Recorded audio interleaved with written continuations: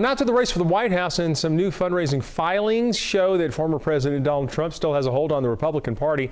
In the meantime, a new political party hosts its first town hall in New Hampshire today. KCRA 3's Kaylin Norwood tells us the impact that this could have on the race. No Labels is looking to provide a third choice for voters, and analysts suggest that it could spell trouble for Democrats.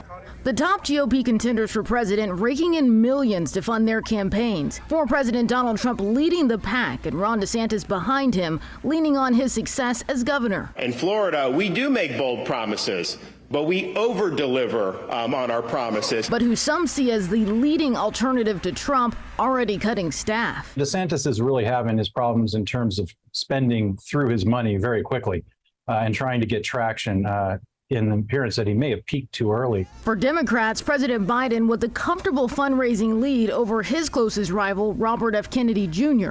With the Biden-Trump rematch looking more likely, a new political party is ready to appeal to dissatisfied voters. The game is unacceptable to the American people right now. They deserve another choice if Trump and Biden are the two candidates, and they also deserve a common sense platform. But former Republican North Carolina governor and national co-chair of No Labels tells me if it is the two, after Super Tuesday, they're going to provide another choice. Analysts say the effort to break up the two-party monopoly would likely come at Biden's expense. It's much more likely to spoil the re-election for Biden and to help Trump, who would be a presumptive nominee, back into the White House. Senator Joe Manchin is one of the keynote speakers at tonight's event, and that is raising even more questions about his potential third-party run. In Washington, Kaylin Norwood, KCRA 3 News. Well, the main fight for No Labels right now is with the states. Each individual state would have to decide to let a third party onto the ballot for the election.